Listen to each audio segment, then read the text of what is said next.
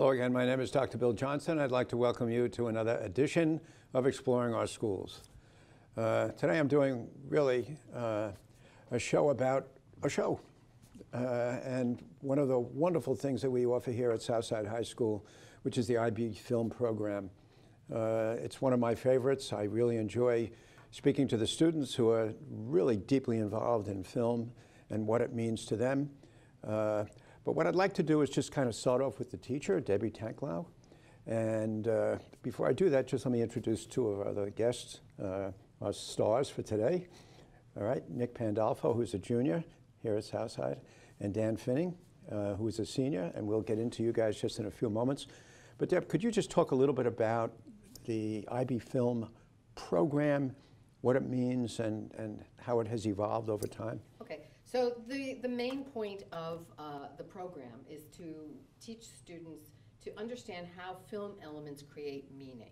And that's distinct from literary features. It's not, you can have symbolism, you can have foreshadowing, but the language of film is unto itself. High angles, low angles, how fast you cut, things like that.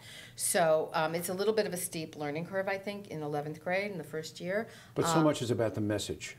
Yeah, I mean, there's 4 assessments, so students have to learn how to analyze films and make films.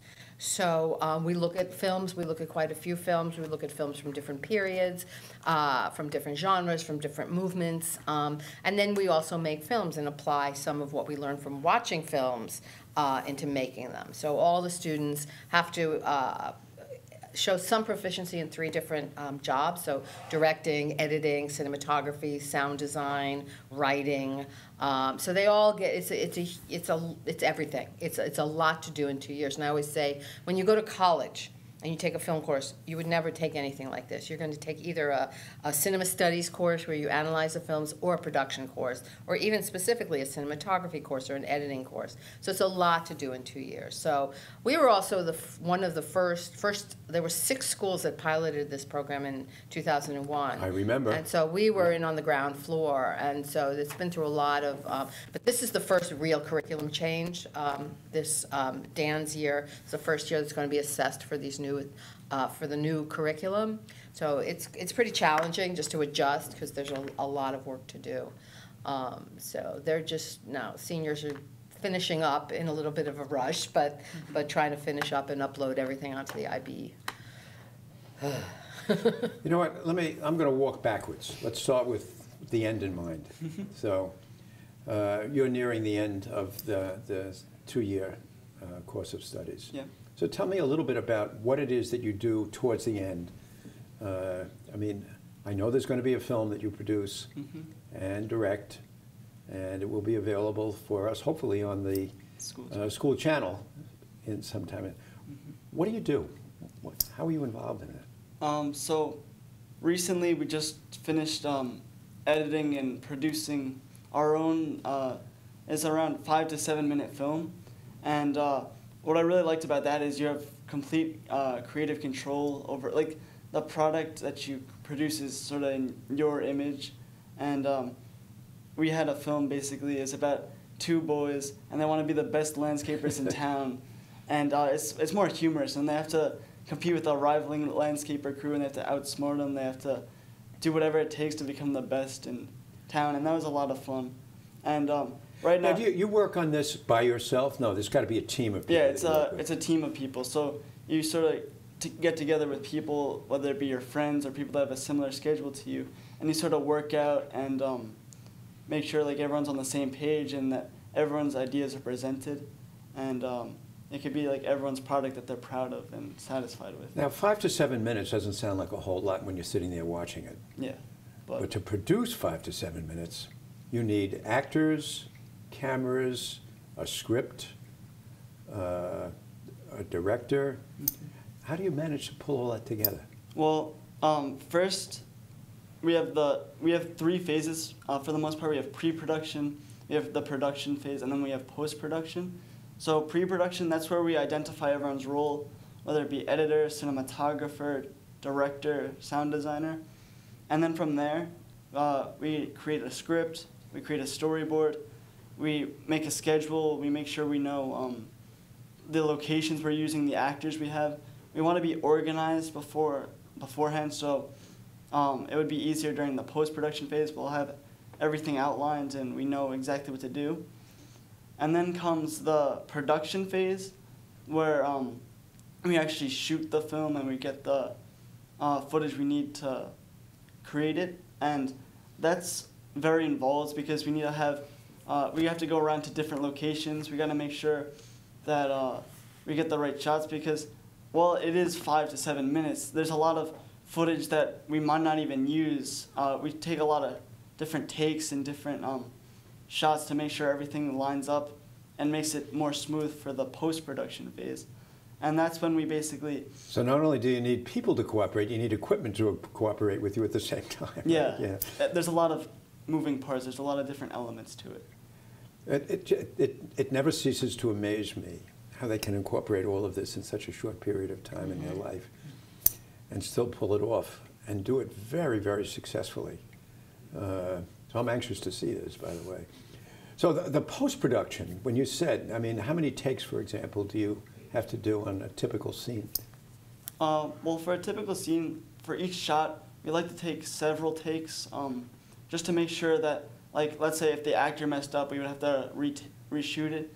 And just in case, we like to have an extra shot available in case, like, I don't know, the sound equipment, something went wrong there in one shot, but we fortunately had the other shot just in case so we don't have to reshoot the whole part just for that. We like. Oh, isn't that interesting? It's almost like an insurance policy. Yeah, it's Safety. just like a little. It's like a safety. Safety. Yeah, safety, right? Oh my goodness, I never thought of that.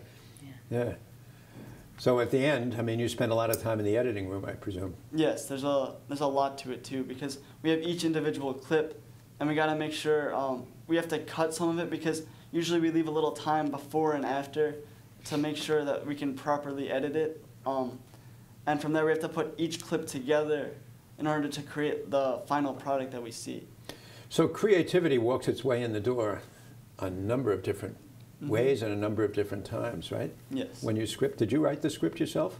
No, but I contributed some of the ideas to the script. Okay, so you worked with other people in putting together the script. Yeah.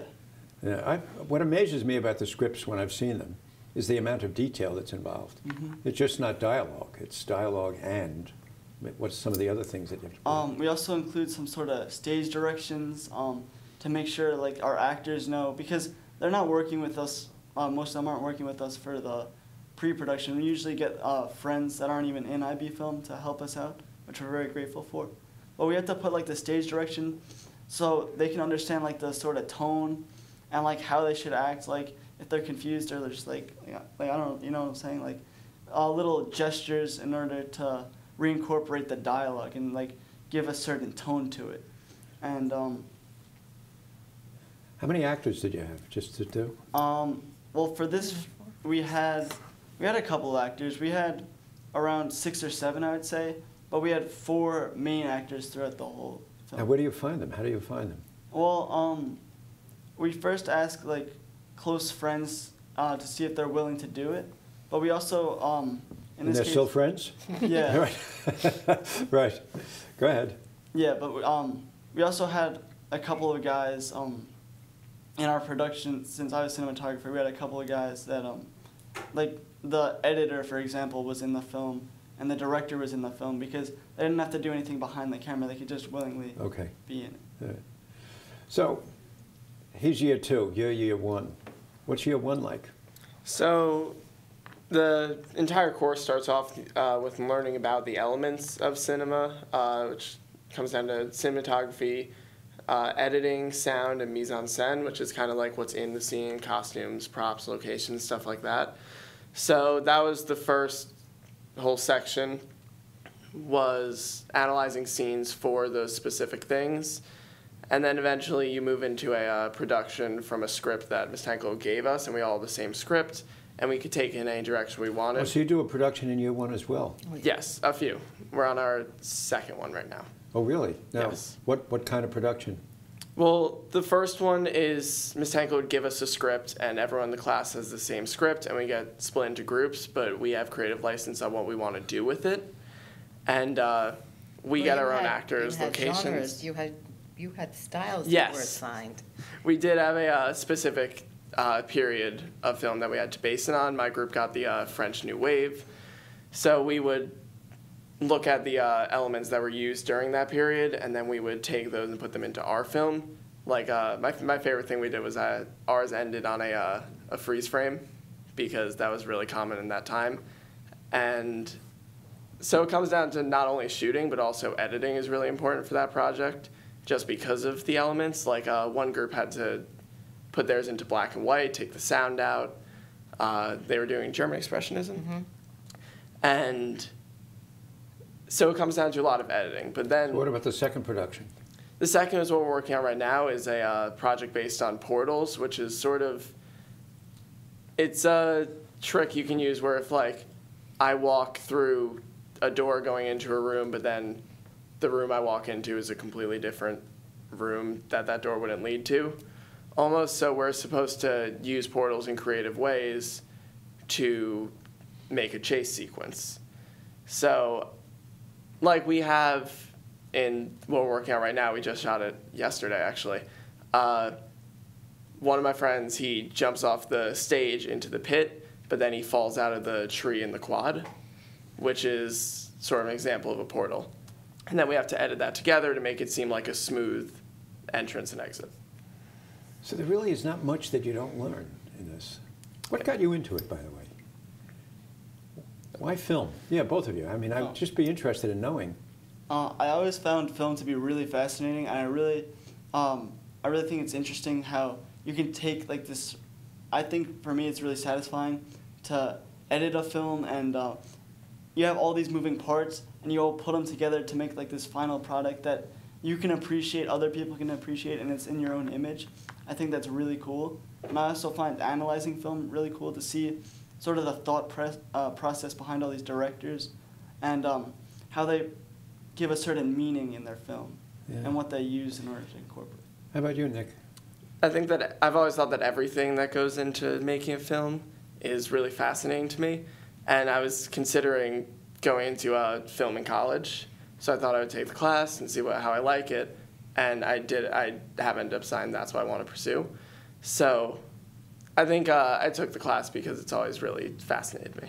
You know what fascinates me, in other words, as I've kind of grown up with this school system over the many years, just to watch how much of an emphasis in the world out there where you learn is so much emphasis on the video productions, most of it's YouTube. How many people go to YouTube now to learn? I mean, if I want to learn how to screw something into a cabinet, I can go to YouTube and find that out. So, I mean, we used to go to books. I'd run to the library and pick up a book and try to read a couple of paragraphs to figure out how to do that. No more. So film, I'm not saying film alone, but visualization of some kind is just going to be just such a much more significant part, I'm assuming, of your adult lives and the next generation's adult lives than we were accustomed to living with. I mean, just the evolution of film and video in my lifetime, and even since I've been here. I mean, you know, video enabled these courses to exist because film itself is way too expensive to develop and print and all that. So, but when I first came here, we had these huge video cameras, and we were literally, I mean, the way we edit would be basically be copying from one VHS deck to another, and then we got the computers, and we went from, you know, big tapes to little tapes to SD cards. I mean, the changes are so rapid, but makes it easier. So do you ever go to YouTube to learn anything? Yeah, I'd say a lot. We don't have to admit everything, but go ahead. Definitely is like working on anything, really. We did a textual analysis on a Citizen Kane. The sequence I used, I pulled that up on YouTube because I didn't own the movie at the time. Yeah. What's fascinating to me also, by the way, that, you know, despite the fact that it's just not about conveying information to other people, there's also story. I mean, I just saw Green Book, and just such a compelling story. You smile. So you know, somewhere in there in your hearts, you're going to convey. I mean, you were talking about humor. What is humor, and how do you get that across to people? What are the events that you're going to create that's going to cause me to laugh or him to smile and laugh? Well, I think a lot of humor is something sort of unexpected and something unique about it. Something that, like, it can give you this feeling of, like, just an overwhelming happiness that makes you laugh. I think just putting a smile on people's faces is a lot of what humor results in, and that's what we were trying to go for in our film. Right. How about you with story? Do you get involved in that at all? I think story is really important. I want to, like, when I write anything, or when I think about what I want to write in the future, really, I want to leave a lasting effect on someone. Like you mentioned Green Book. I remember seeing that movie, and it's one of those things where you see it, and then it leaves an effect on you, and you think about it while you walk out of the theater. That's sort of the kind of effect I want to have on someone with my story. Yes, and you think about it afterwards also. Yeah. Mm-hmm. Even in connecting with other people, sometimes it just kind of resurrects yourself into your consciousness, and there it is. That's right. It's extraordinary. And that's what film, to a large extent, used to be all about. I think it's kind of morphing into so much of a broader and it's been connection. democratized, really, because of video, because of social media, because of YouTube. I mean, you used to need a lot of money to make a movie, to buy film, but now, there are IB film classes that make their films on their phones. Across the world, the schools have different levels of equipment, and some have very little, and some have cranes. I mean, we have a pretty good situation, but it's amazing to see what some other schools have. So it's really wide open. I mean, so many people just have their own little YouTube series, and some of them go viral, and I mean, there's just a lot of I mean, of course, there's a huge amount of stuff out there, so it's hard to stand out. Right. But anybody can do it pretty much now. Yeah. So, what is there? Do you think you're going to pursue it? I think I probably will. I mean, Really? I have a lot of passion in film. I think it's very enjoyable. There's a lot to it, and I think it's a very satisfying experience to work with others and create this end product and be satisfied with it. Yeah, I'm a big fan. You already said you may pursue it. And the reason? I don't know, I just love it. Like, even just from, like, watching it, and then now I get to learn how it's done and be on a set. And I got to direct our first project, and I loved it. And it was just no feeling quite like it. It's funny you say that. I mean, you used a four-letter word in there that she and I know very well. If you can work at what you love, Yeah, absolutely. think about that for a moment. I mean, if you love it now and you can work at it, your life will be so rich and so full. I mean, we're in this business because we love it. And I think that if you can do the same thing with film, and film actually is one of those things where you can fall in love with the actual process and the product itself. So I just also want to add, I mean, we've got two guys here, we're but just about ending now. okay, yeah, just a lot of girls take the course too. And also there are a lot of, I mean, one of my first students has her own production company. Another girl who graduated from Southside is a director. We've got editors. So many people came out of this program who are working in the business now. So, yeah, they're out there, the Southside alum in the film biz. So, at any rate, any last words to underclassmen who might be thinking about considering it? I would say just do it. If you have a Just passion do it. for it, just Now, do where it. have I heard that before? Yeah, That's it right. sounds Okay. familiar. There we go. Right. Okay. You and Nike. That's fine. But that's a great advice. Yes.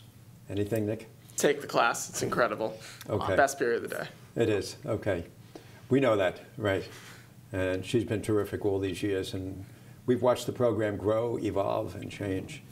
But it's still a tremendous value to what we offer here at Southside. So I hope you've enjoyed this as much as I have. I thank you very much for joining us again, and hope to see you next time. Bye now.